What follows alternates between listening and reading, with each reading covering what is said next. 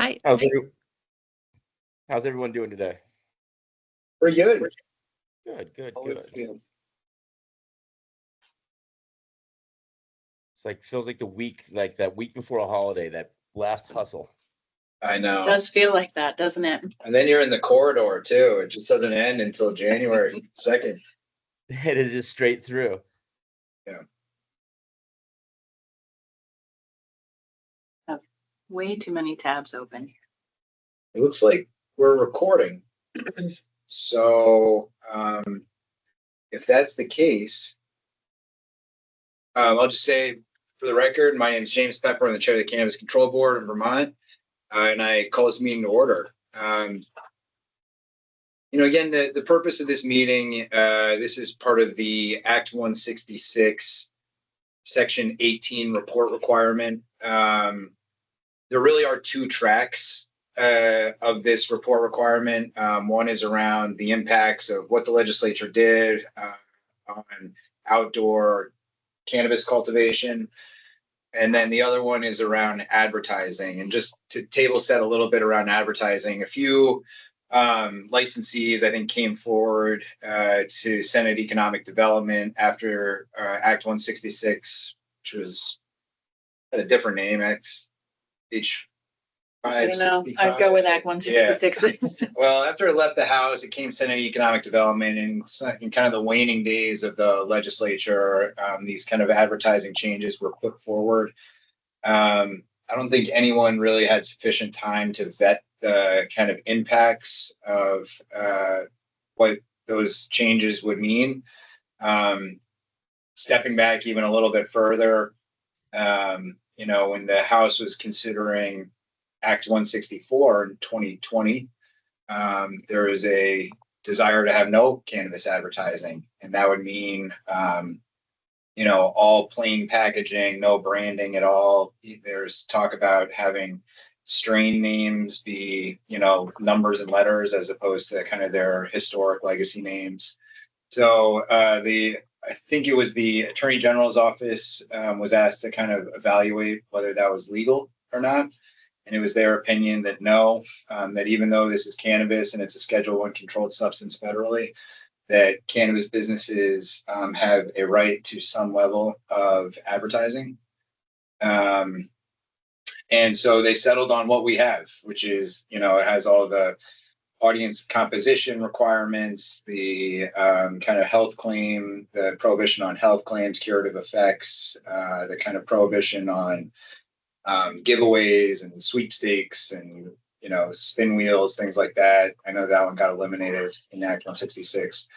But instead of trying to do something in the kind of last week or so of the legislature, Senate Economic Development asked us to look at it and asked the Cannabis Retailers Association, the VGA, to kind of make some proposals around advertising and to hopefully have us kind of vet, us, the public health officials, whomever else kind of vet what the potential impacts might be. And vice versa, if the medical society and elsewhere has recommendations on how the advertising laws should change, that we could help kind of facilitate a conversation about what the impacts would be of that.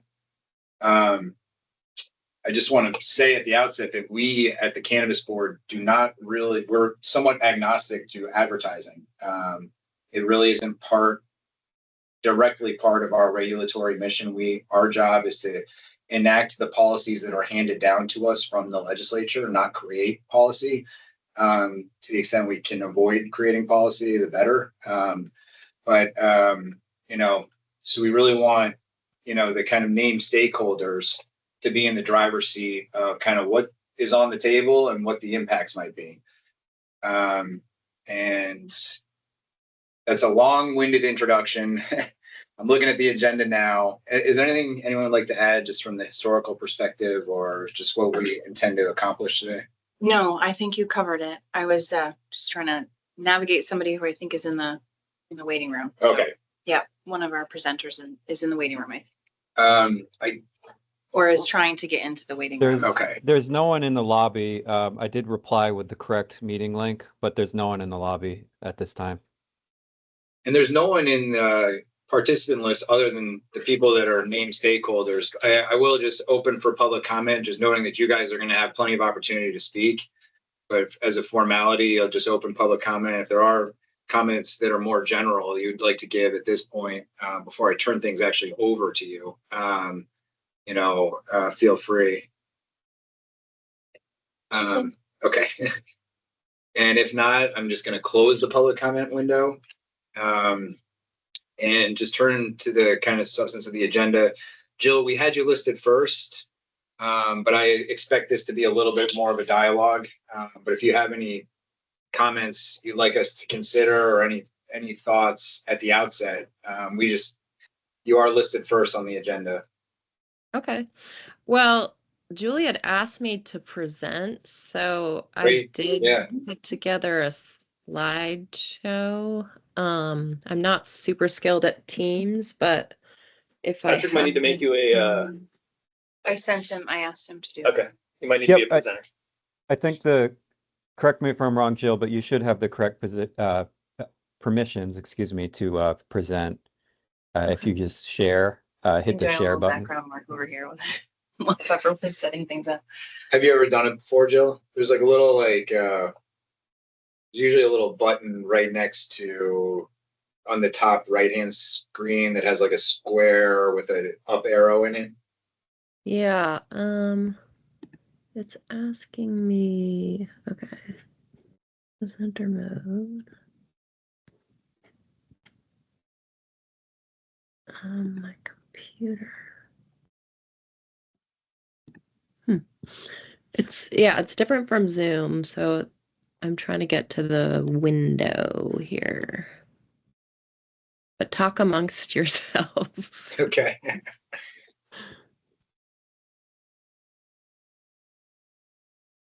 Well, I will say at the outset, just given the direction that our conversation around outdoor sighting went, it's looking like we may need to ask for a slight extension on this report.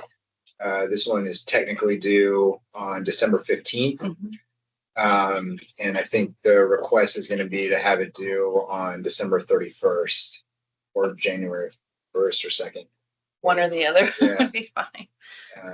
Yeah. Just it took us a little while to coordinate with some other agencies around our outdoor sighting impacts. Yeah.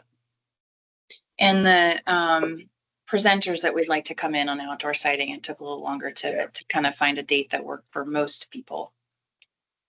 Turn cats.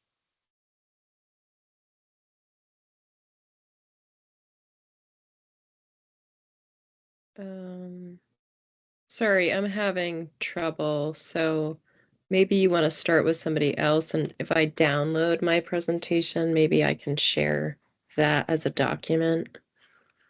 Jill, do you want to give me access? Like, you sent me the link, but I need access. Yeah, if you give Julie access, she might be able to just pull it up for you, and you can kind of tell her when to change slides. Okay.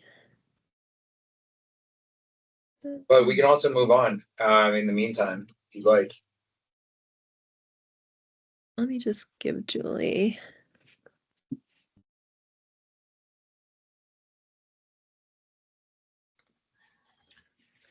Good afternoon, everybody. I just want to say that our remarks for this meeting are rather brief, so we're fine with waiting for Jill to queue it up. So Okay. On our end. Thank you.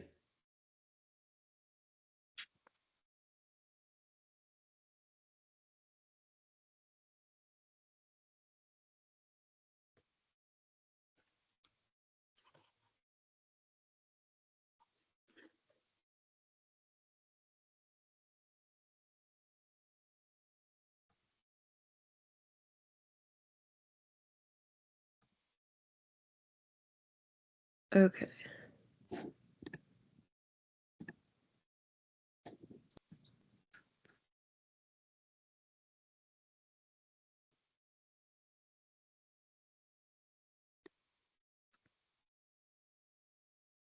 All right, you should have access to it now.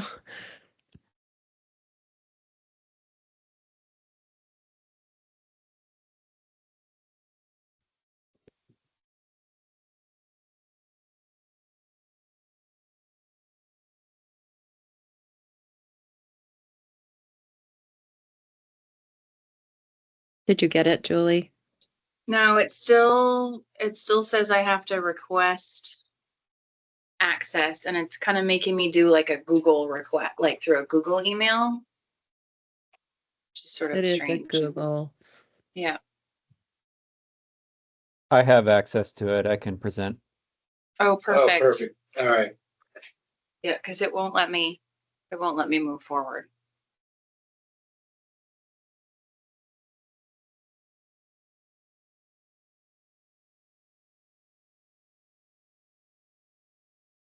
Here's the end. Great. Sorry to waste everybody's time. Teams No. is always challenging. So Patrick, you're just gonna run the slides, so I'll just say next. Yep. Great. You can go next. And just to give a brief overview, this is largely what we provided testimony to the Senate Economic Development Committee on last session. I think May 3rd was the day that we all talked about this, and it was just a one-day snapshot. So there wasn't like a big presentation on what was what the advertising changes would be, except that it would just that they were unlawful and unconstitutional. So you can go next. So that's what we're asking. So what is this about?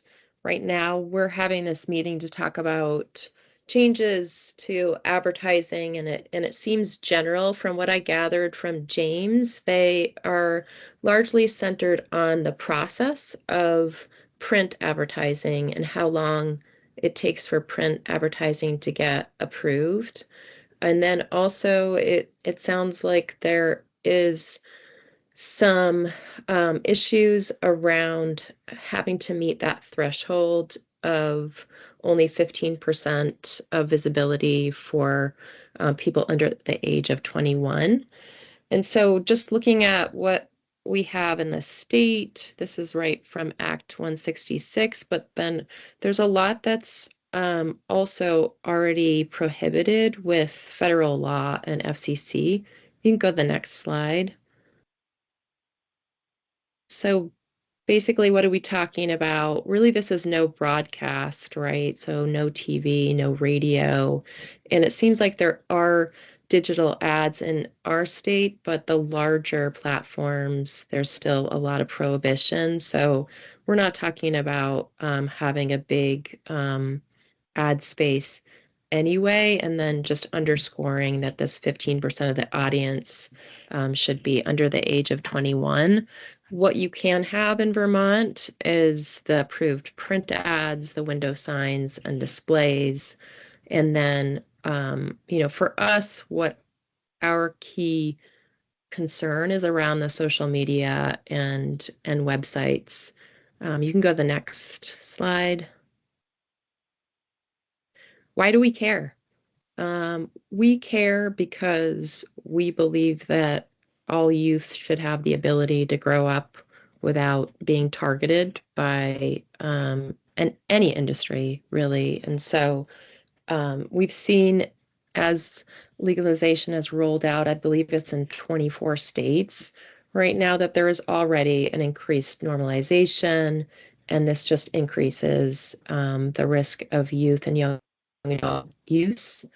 And we already have some of the highest use rates among our youth in the country. And so just throwing that data out. I have a lot of data in these slides, but I don't have the citations. So as soon as I get done, I can make sure you have all the citations.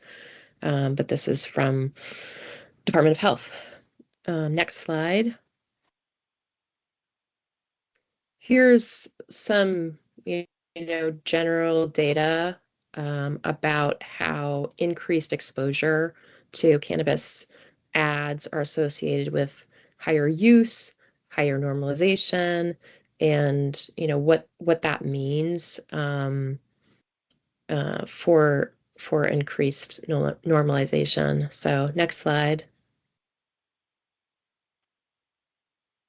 In particular, again, it's the social media piece. This study showed that 1 in 3 youth engaged with cannabis retailers on social media. Now, not to say that the cannabis retailers were doing anything wrong. It's just that's the medium for our youth. So that's where they're going to get ideas about brands because they're very brand savvy, and it's just more likely. Next slide. Again, and we had this in our testimony, that the studies show that because critical reasoning abilities are not fully developed in adolescence, that there should be more restrictions and more regulations to protect our youth. And so we want to protect our youth from digital marketing and the promotion of cannabis products while their brains are still developing. And again, I'm not going to read through all of this, but there's just more studies that back up those statements. Next slide. Jill, can I ask you a question while we transition Yeah. there? Yep. Do you define youth there as 18? Is that the threshold, or is it 21? Or, I mean, if you say brain development, do you mean 25 or 28? No, when I say youth, I mean generally 12 to 18 is one category for data, and then 18 to 25 is the young adult category. Okay. Yeah. Thank you. I mean, youth has a different definition depending on what group of laws you're looking at. So, Yeah, definitely. Here's just more conversation about the normalization and, understanding that, for us, normalization is not a good thing. And really, it's about how the increase of legalized retail sales is just increasing exposure generally to cannabis advertising, that you may all feel like it's restricted, but in the digital space, kids are getting very exposed. Next slide. And one of our key issues is around the efficacy of age gating. All of us can do that, right? It says, are you 21 or older? Yes or no. There are some more advancements in the age gating space. I think that they're probably, I don't know how much something like that costs to put into place, but I do wonder if that might be something to consider, just because it's quite easy to click yes.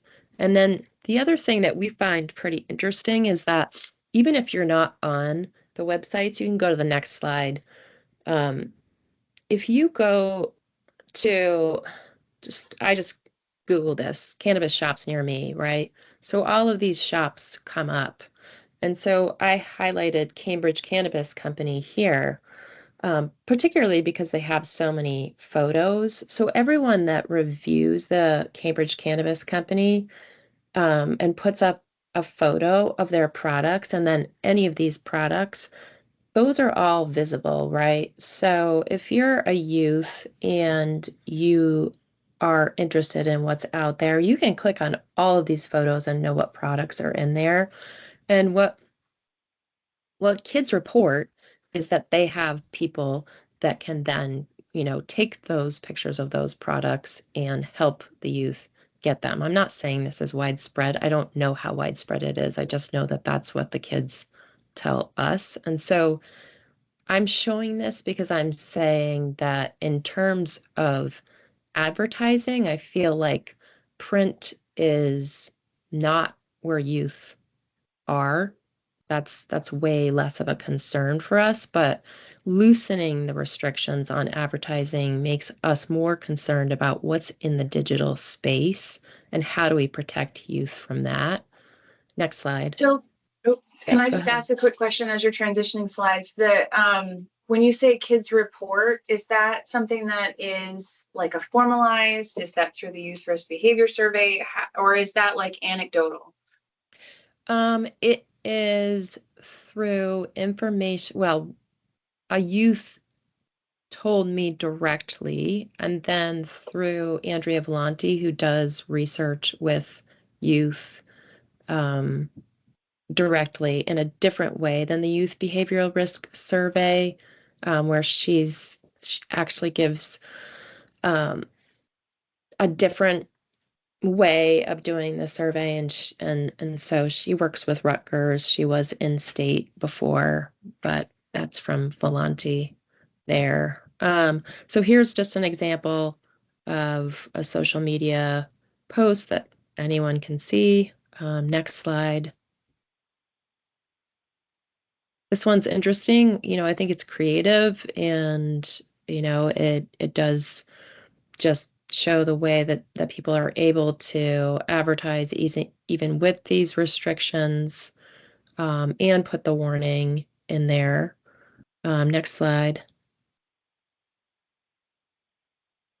Just to go back to this, I mean, age gating is it's kind of a joke if you really think about it. And so this is why we don't support loosening of restrictions, because we still feel like the digital space and the social media space is really where the youth are. There's also all kinds of creative content that's out there as well, in terms of podcasts and other things that aren't regulated. And again, those are not something I'm saying we should regulate, but there's just more and more normalization.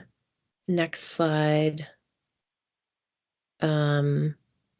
We just had this in our testimony that, and I know that there could be a rescheduling, and when the rescheduling happens, then I'm sure that advertising will have to have a different look, but there was a case around constitutionality.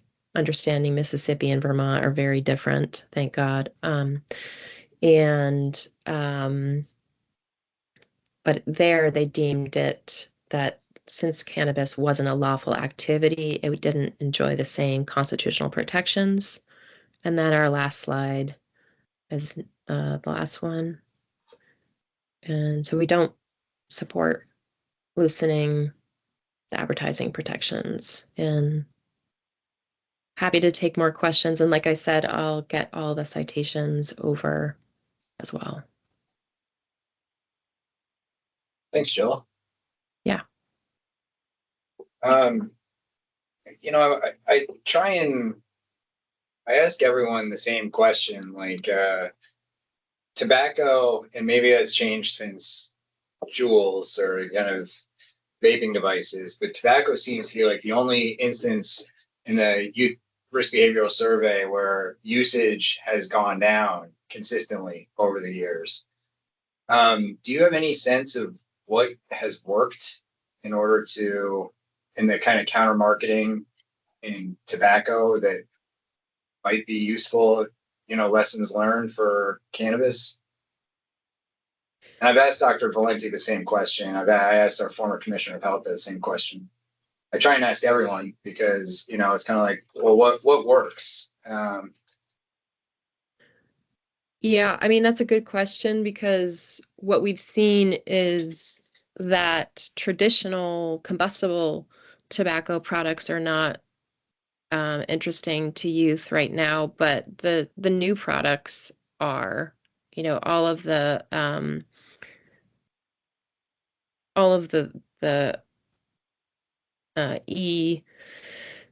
e-cigarettes and e-vapor products are interesting. And what we hear from our youth that talk to us about this is they do both. They do, a lot of them vape tobacco and they vape cannabis. And so in terms of the advertising, it is an exposure thing. It's also that normalization. So it's a good question. We want to create more barriers to making it seem really cool.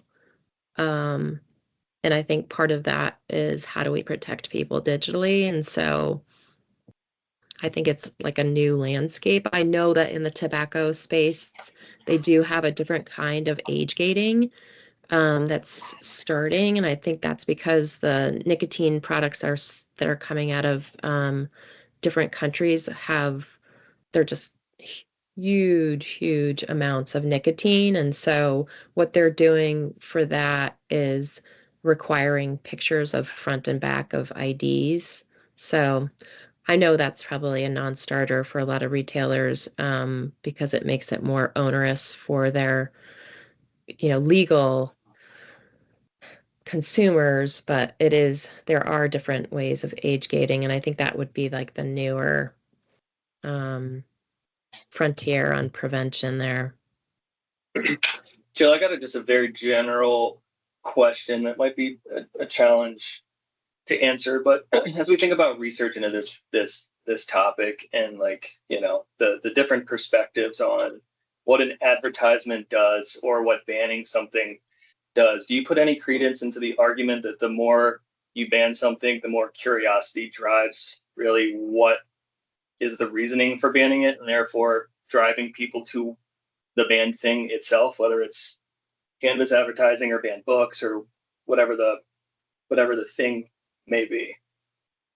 Well, I don't think we're talking about banning anything here, right? We're talking about how do we build out a market that's doing two things, that's meeting the needs of the people looking to purchase cannabis, and that is protecting our youth and intentionally putting prevention protections in place. And I think we've done a pretty incredible job in Vermont. We have an extremely small population.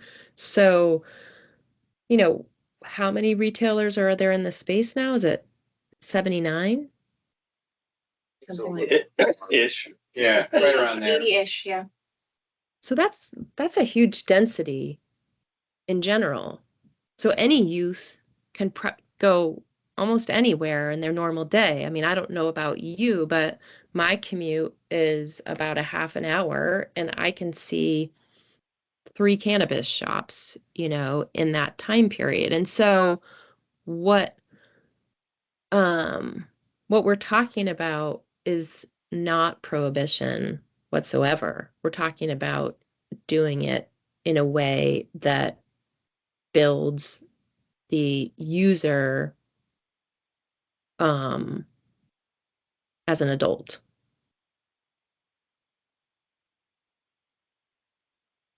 I got a few more specific questions, but I wanted this to be more of a dialogue, so I'm just gonna, I think it was Jeffrey was first. If you're willing to accept questions from the other stakeholders. Sure. Yeah. Yeah, okay. Thank you, Chair. Good afternoon, everybody. Can everyone hear me okay? Yeah. All right. For the record, Jeffrey Pizzatello of Vermont Growers Association. Our named party is the Vermont Cannabis Equity Coalition. We're speaking on behalf of the coalition today. I'm also joined with that by Ashley Sorrentino from The Plant. She'll take a moment to introduce herself later on. Jill, good to see you. Kraft, good to see you as well. Commissioners, good to see everybody.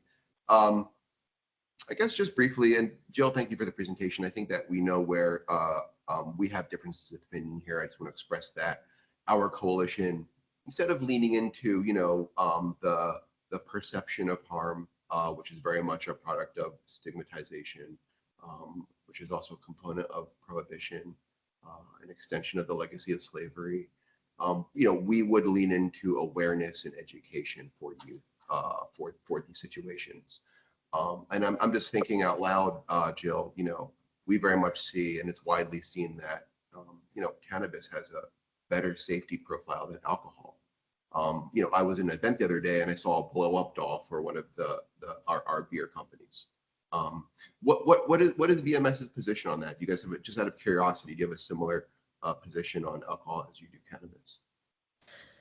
Yeah, we do. I mean, what happens for us is a lot of times people will get into this question of like which substance is worse, and that's not really how we think about it. We think about how do we create an environment where our kids are as healthy as possible and have the ability to not feel targeted by an industry. And I'm not saying that anybody's targeting. I think that it's just we have to think about um, building it out in a way with them in mind.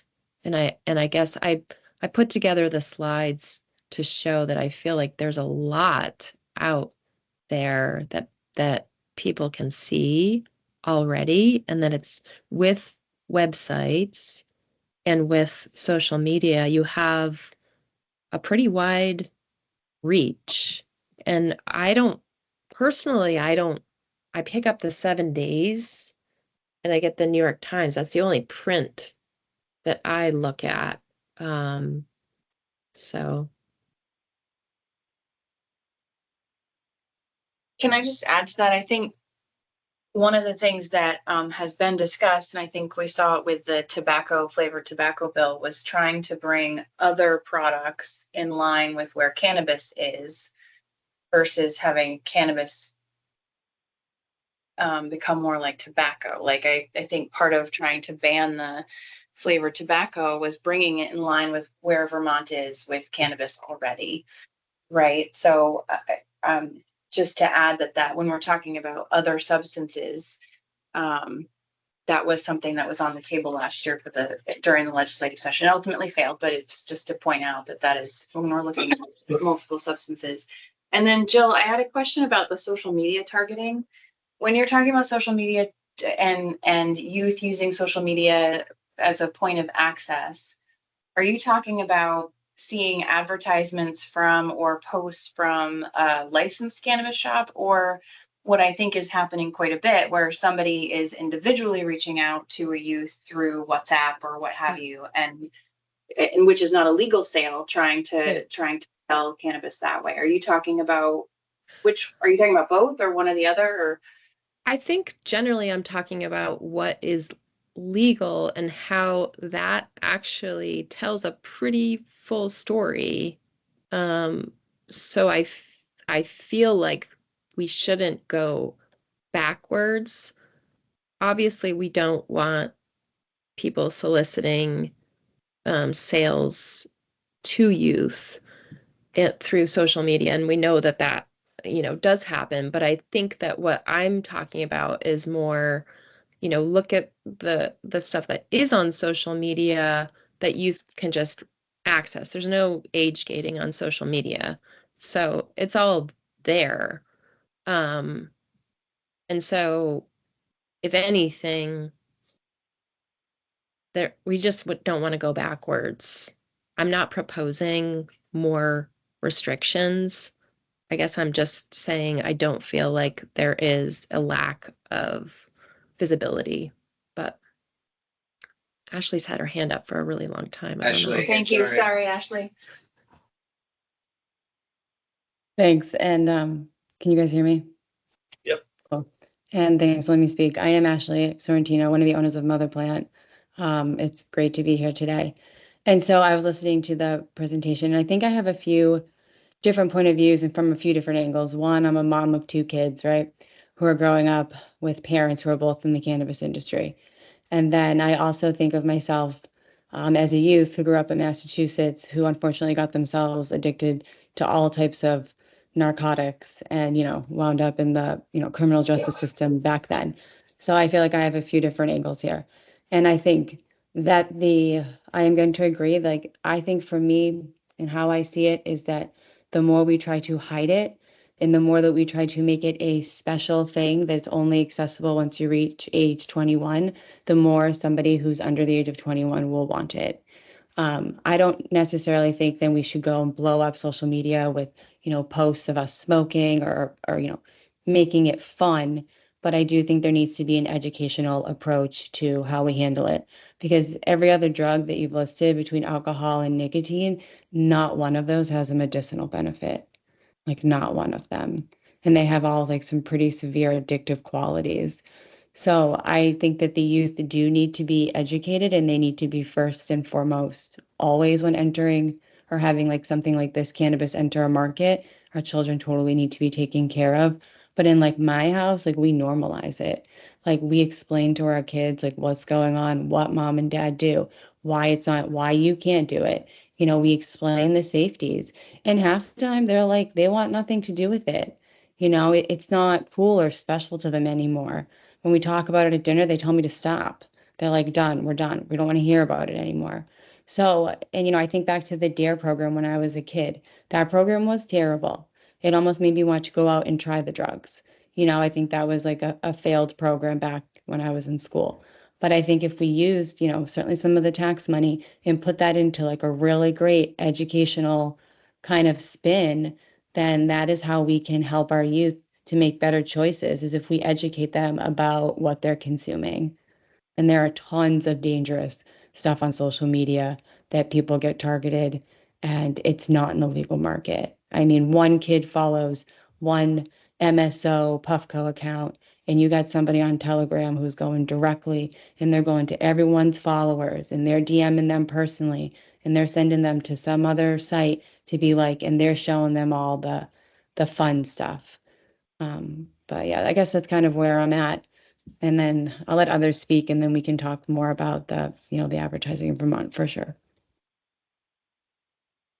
Thanks, Ashley. Yeah, actually, if I can just respond, we 100% agree that education for youth on all of these new products, because that's where the risk is too, right? Is that this isn't your grandpa's weed kind of thing. There's a lot of products out there that are high potency, and I think everyone needs the education. It's not just youth, you know. I think there needs to be education around, you know, for our elders as well, who, you know, and I think part of that is that, you know, for our youth, we don't want to create new users. And so I still feel like we need to have protections there. And I don't feel like it's prohibition, because it's just protections. I mean, honestly, like I would say the same thing about alcohol as well, you know, especially with these ready to drink things right at the counter. Dusty, I know you're here representing Crab and your hand is raised. We have about 20 minutes left, and you know all the board has a regularly scheduled board meeting at 1:00, so we do have a hard stop at 1. Love to hear Crab's point of view. You know, try and if we can stay away from kind of a philosophical disagreement, but kind of talk about what are the implications of some of these advertising restrictions, because that's ultimately, you know, we have to kind of assess the public health impacts of changes and also assess the impact to our current licensees of the highly restrictive advertising statutes that exist, especially if you just compare them to what is allowed in alcohol. So if you have any, you know, and I would just point you directly to one in particular, if you can, the pre-approval. The pre-approval process is something that takes us, I think, about 7 days to get through, to get a response to people.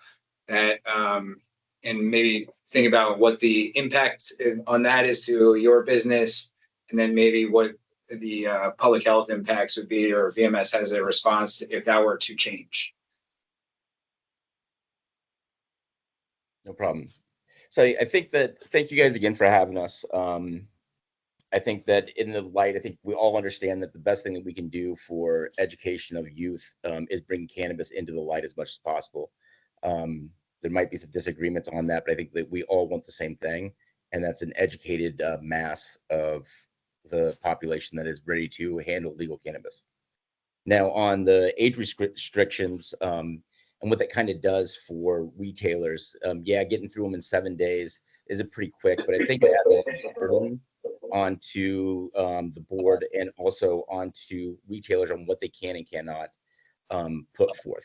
A lot of people just go ahead and instead of going through the burden of doing it, just decide not to go ahead and advertise or to advertise without getting permission. So I think that that's something that kind of limits us a little bit. It's also another factor with trying to go ahead and get the pre-approval beforehand. When you're trying to go ahead and do deals, trying to get things going quickly, you got certain events that are going off. A lot of times this marketing stuff, by the time it gets put into the whirlwind, you're missing the timing on it. And we're not able to go ahead and get that into, get those actually out in the market and be able to be as quick as we normally could be in other businesses. Some of the hurdles that we're going ahead and throwing in front of us, we're just not able to be as agile and nimble that we could be if, let's say, we were just a convenience store or other said places that do sell products that are age restricted.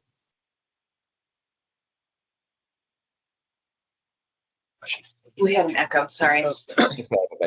Thank you, thank you, Dusty. I got a question, Jill. I know Pepper had asked you to respond. I don't know if you have a response, but I had a question just about the pre-approval, Dusty, and I extend the same question to Ashley and to the growers and to the retailers because it's all gonna kind of tie in together. One of the things that I think is beneficial from the pre-approval perspective, at least from my perspective in my little corner of this, is I'm afraid without it, we're going to see a lot more advertisements that we're going to have to serve notices of violations on if nothing else changes in the statutes that determine how you can advertise and what is considered an advertisement.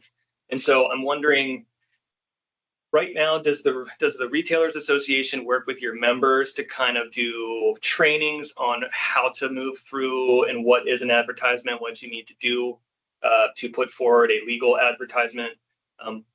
Jeffrey, to the growers and your retail component, would you all be willing to do the same? I think one of the things, again, that I'm worried about is if we don't have that pre-approval, it's going to really mess with our bandwidth to be able to do the proper functioning of the market we need to do from a compliance perspective if we're issuing warnings and notices of violations for simple advertisements. And I think this kind of really, the 7 days is fine for some, not fine for others. It's fine at points of the year. It's fine. It's not fine if you have an event coming up and you weren't able to get that submitted on time. But I think what would really need to happen if that were to go away, from my perspective, is a lot more concerted effort on making sure there are less excuses to put forward an advertisement that wouldn't be legal or have the correct compositional data on file or so on and so forth as relates to how that advertisement takes place.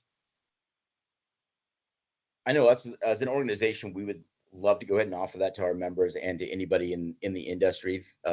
Anything to go ahead and try to make the transition and move a little bit easier is what we're trying to do. With the guidelines and everyone trying to interpret them themselves, that's where I think this water is getting really muddy. Where if we had, a real strict outline that, Jeff can go to his organization with, we can go to our organization with it. This is the way things have to be, and a good outline of how to get there. It clears that water up quite a bit. And I think that's where the problem is. The water is just so muddy that people don't want to get in. They're just scared. Jill, did you want to respond? Yeah, I guess I have a question of right now, how many advertisements, I think you've testified to this already, James, but how many advertisements don't pass, like are flagged?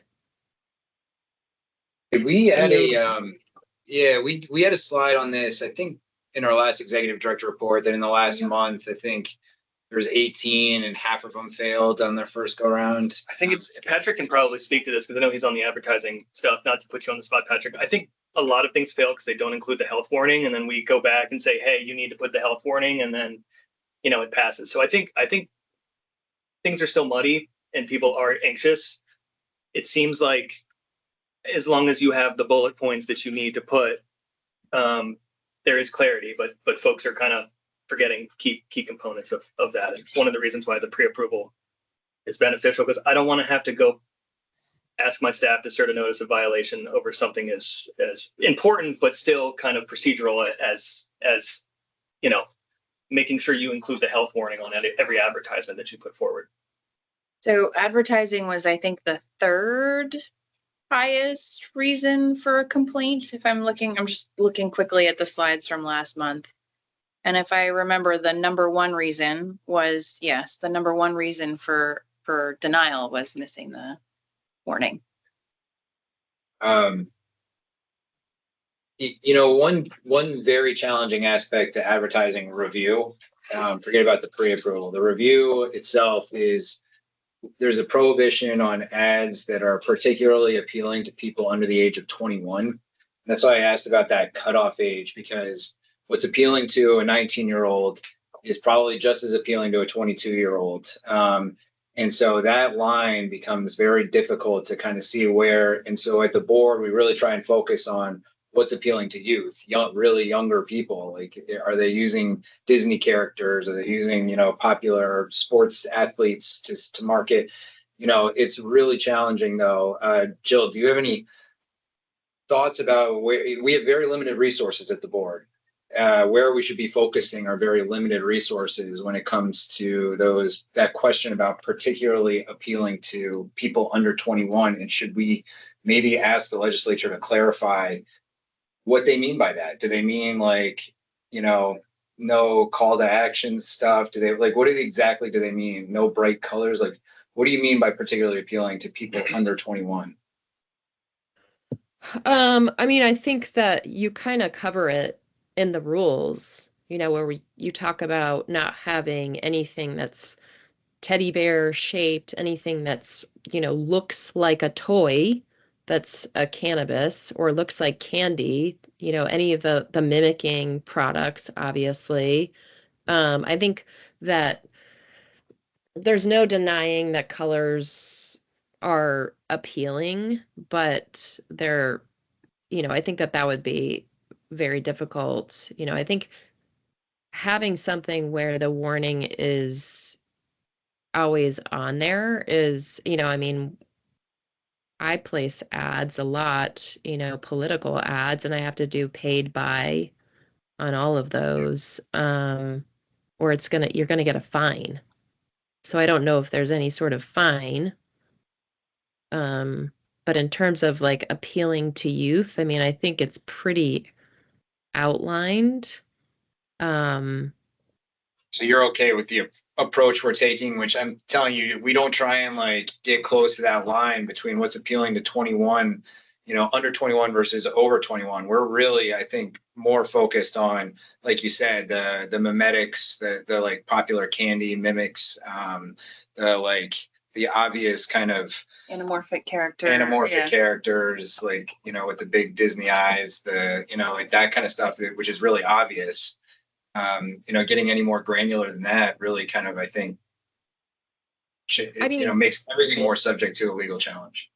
And I don't think that I have the expertise. Someone like Andrea Vlanti, who works directly with youth, would be, a really good resource on that.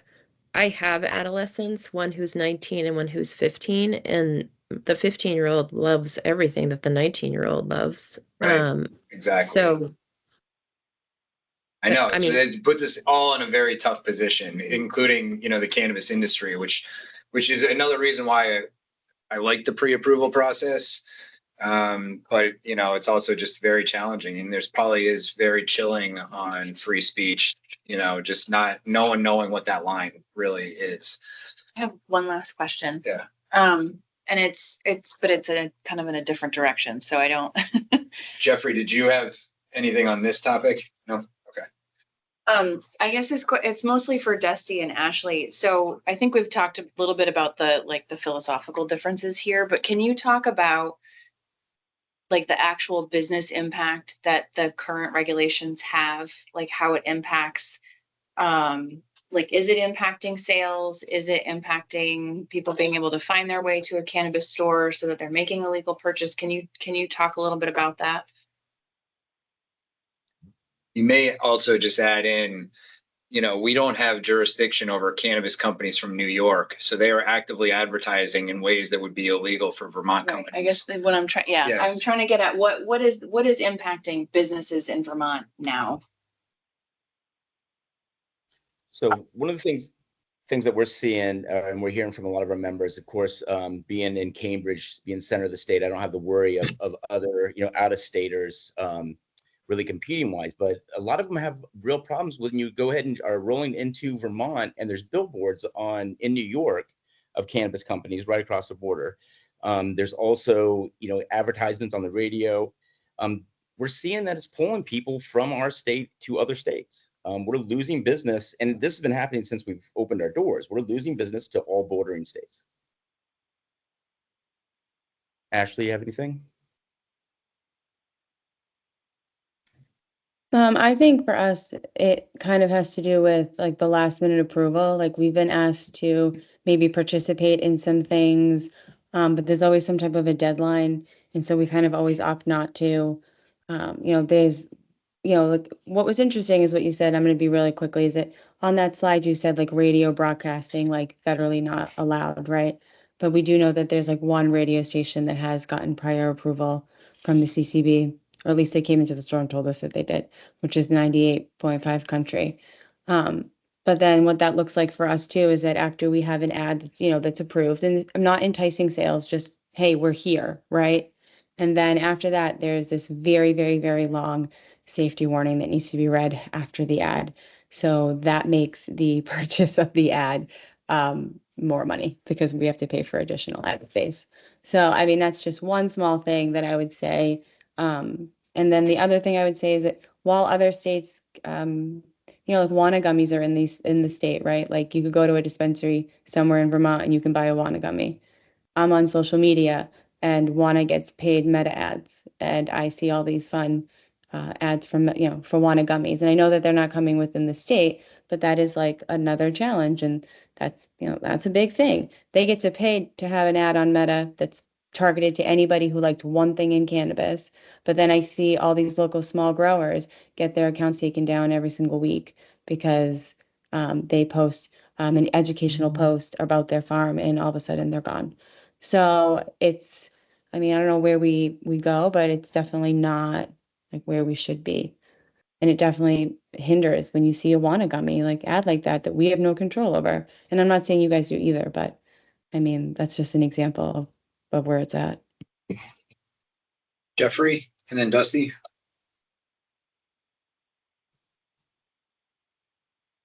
Jeffrey, you're muted. Thank you, Kyle. I know you guys have a 1 p.m. I do believe, so I'll be brief. I just want to share that and thank you, Ashley, and others for this discussion. It was asked if our organization has done any sort of education or awareness or even workshops on advertising. The reason why we have not is because of its severe limitations that it has. So we would not necessarily be opposed to keeping the pre-approval process within the agency, but we need to change the parameters that are restricting to the effect of prohibiting advertising, which is coming from the State House, as we all know. So that would be the ask here, which is clearly out of your court. I would not be surprised if, there are many licensees who likely believe that the agency probably shouldn't be involved in advertising at all, but we feel moving it closer to alcohol is a more sensible approach, understanding that's likely in the legislature's court. So that's what we would add. I would also sort of add to that as a sort of a second point briefly is it's also not the most important issue right now. I mean, when we're talking about issues impacting the market and individual licensees and its overall viability, things like direct sales come to mind. The ability to consume in a fair and meaningful way, whether it's public consumption or whatnot. Somehow addressing creatively retail opt-in, equity funding, community reinvestment, it goes on down the line.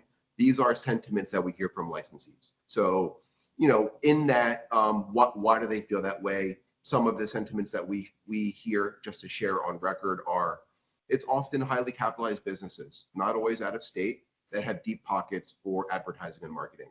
Small producers, small retailers may not be able to compete. There's some concern there. Also, without, you know, direct sales for small producers, what is really the value in, you know, if you're losing 50% of your income from the intermediary focused design of the marketplace. So I just want to get that on record. I know that we're coming up on 1, so I'll stop there. Thank you. Dusty, do you want to, we got 2 minutes left before this next meeting starts. Like always, Jeffrey did a great job and covered pretty much every point I needed. But I think the biggest thing is that we do have a lot bigger fish to fry than the advertising with what's going on in the market right now. And I think that's where we should be focusing our energy. Well, we don't get to choose what we report back on. We do get to choose what we say in these reports, but you know, we also simultaneously have a report about the Cannabis Business Development Fund. We have a report around social equity in the industry. We've got a report on the medical program.